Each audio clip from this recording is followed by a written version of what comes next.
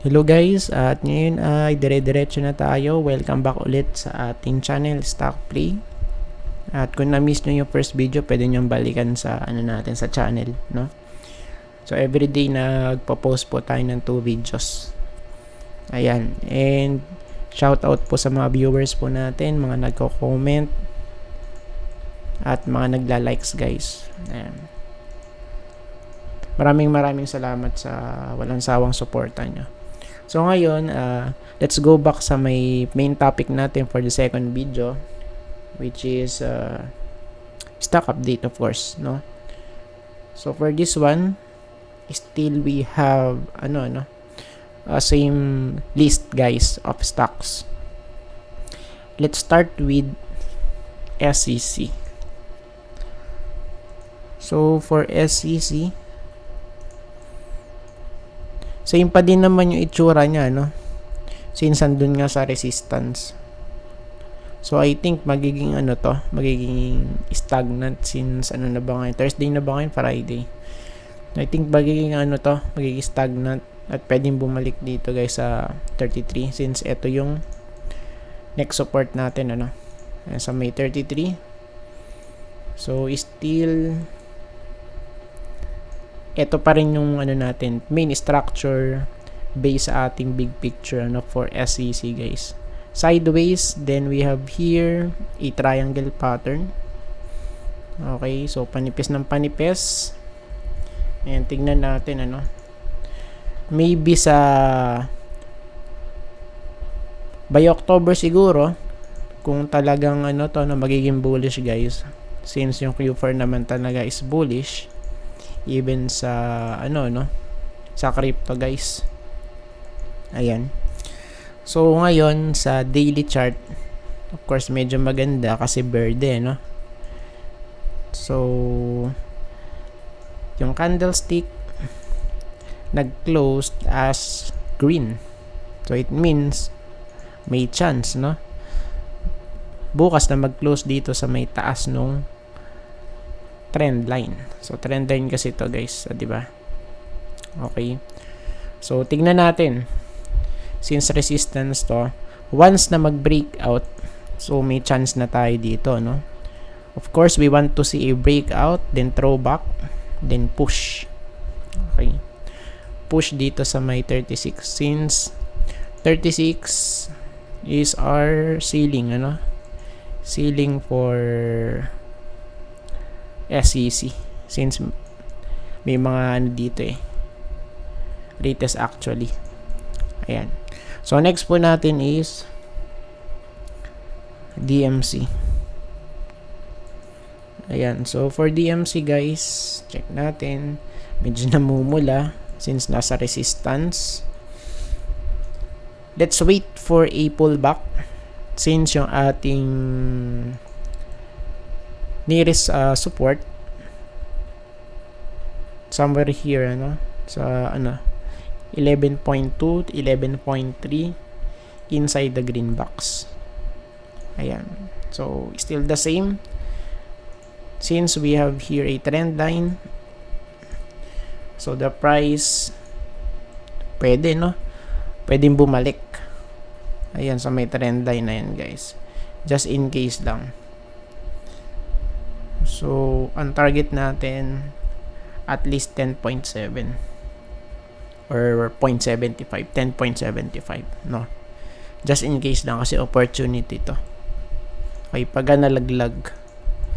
Since wala pa naman tayong dito turn around, Ayan. So, overall structure for DMC, yung talagang breakout na to dito sa 12.9 above, Ayan, based sa kanyang big picture. So dito makikita natin talaga kung ano yung mismong pinapakita or yung movement nung ng mga candlestick. So for now, I think we can consider this one as accumulation phase. Since medyo sideways na kasi tayo rito for DMC. Ayun 'di ba? So medyo sideways na yan guys,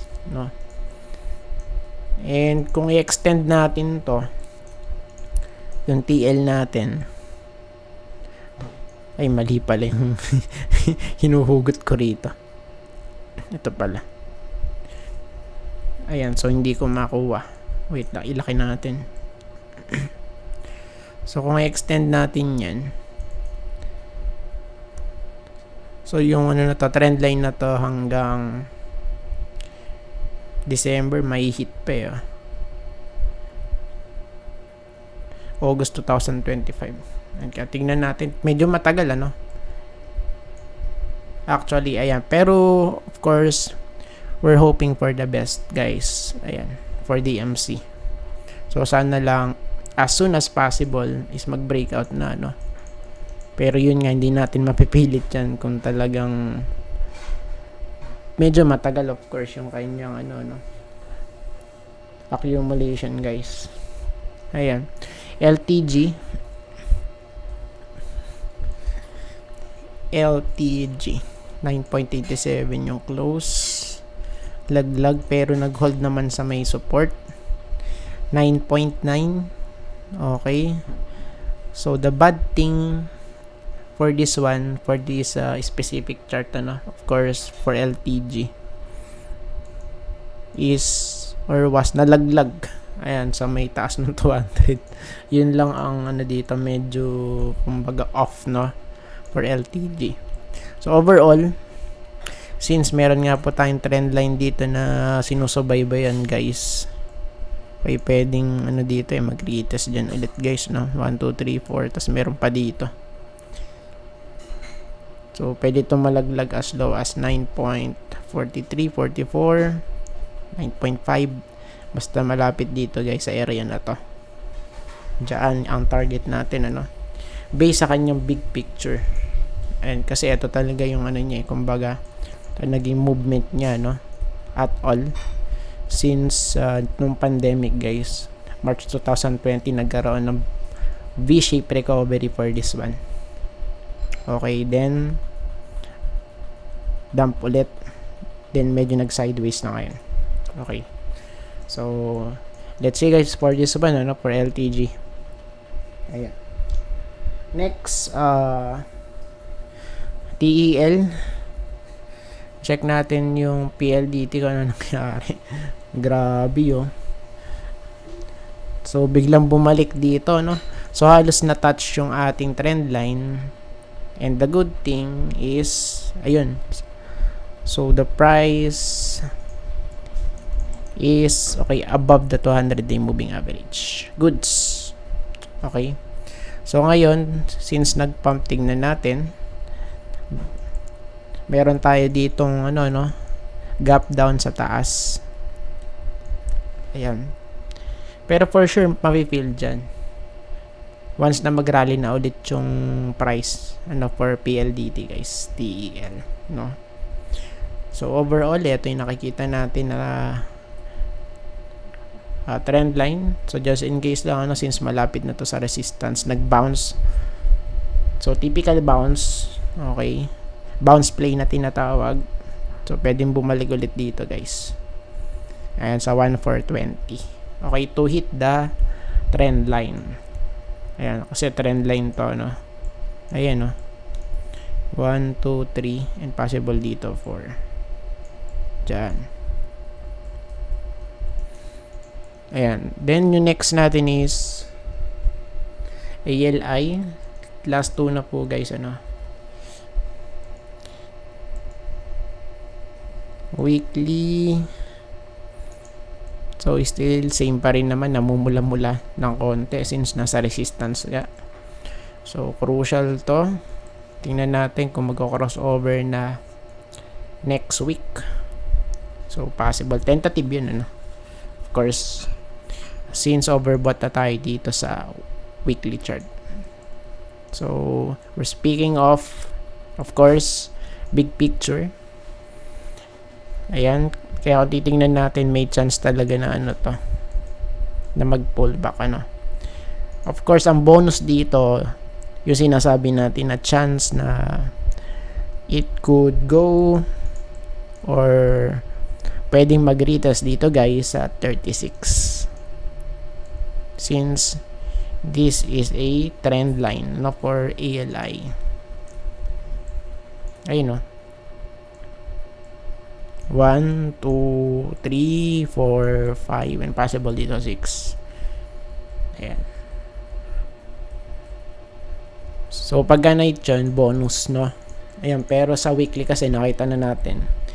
So, medyo nagbabadya na yung possible bearish, ano? Bearish case for ALI.